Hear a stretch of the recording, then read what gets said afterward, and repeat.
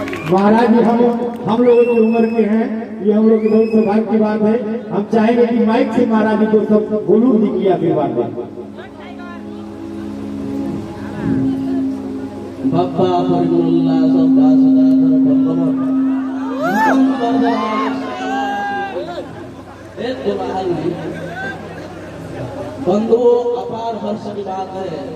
माँ भागीरथी के पावन पुण्य तट पर ये पवित्र दमा नगरी जो बक्सर नगरी है, उस बक्सर नगरी के सिंहासन नाम से हम लोग जिन्हें जानते हैं, और पूरी के माने जाने कलाकार, गीतकार, एक्टर, सिंगर गोलू राजा पधारे। और हम लोग चाहेंगे कि गोलू राजा हर समय जिस समय कन्हैया अपनी प्रेमानुभूति आज सबों के दर्शन करके मुझे प्राप्त हो रहा है।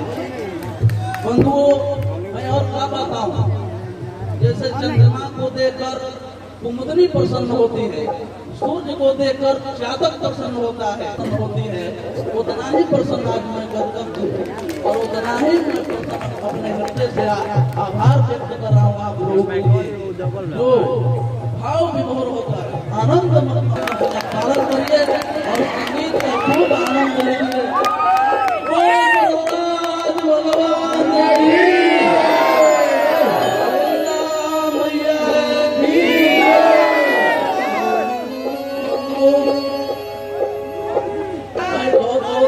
गोलू राजा को जो हम लोगों को बीच पधारे हैं, और हम चाहेंगे कि ये हर वर्ष इस अवसर पर पधारे और अपने संगीत के माध्यम से कि गोलू राजा के एक दो गाना जरूर सुनिए मंच पे बैठे।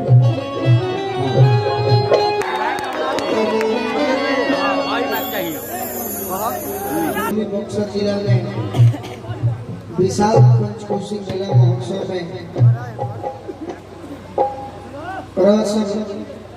नौजवान बड़ भाई के बीच में, सब गर्जियों लोग के बीच में हम आई बनी सबसे प्यार हमारा तो बुझाता कि हम ना भी आई तो मिलवे करी। और भाई भोजपुरी के सुपरस्टार कल्लू जी के गांव है, तो हम तो ये कहते भाई कल्लू जी तो बोलने वाले, बाकी कल्लुओं से मैंने कल्लुओं से कैसी गोलू के मनी है, जैसे कि भर में ना भरे के चाहिए, जगह अभी खाली होकर भी जरूरी है। हम घर वाले का शख्स महाराज हमारे एक वो गीत सुनने का हमारे जीवन धन हो जाएगी। अपने हाथे कुछ हमारे के दे दे बहुत से बड़ जीवन धन।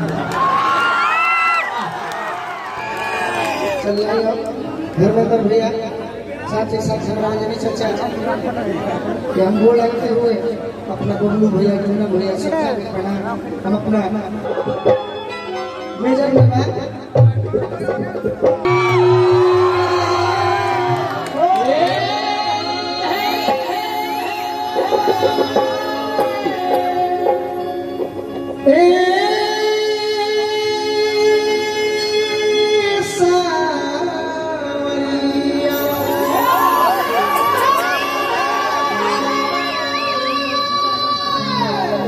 मोरे सावरिया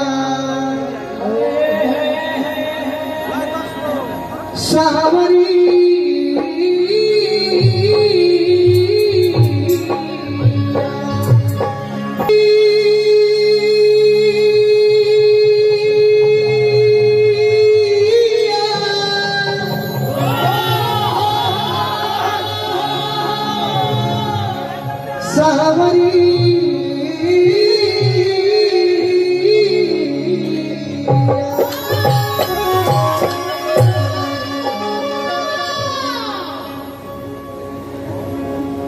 तो हे दुर्गे दुर्गति मत करी,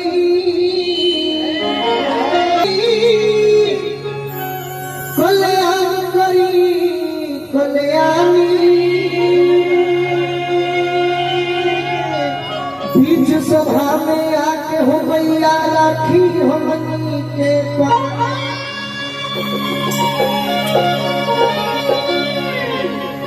जननी के जननी हो जननी जनक के तू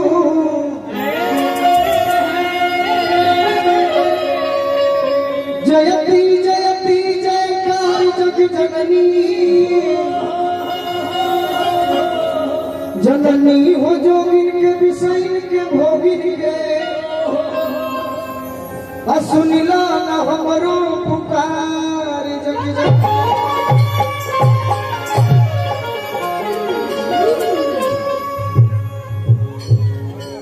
जीवन में दो चीज हो सकता या तकलीफन हो ना तो बाबू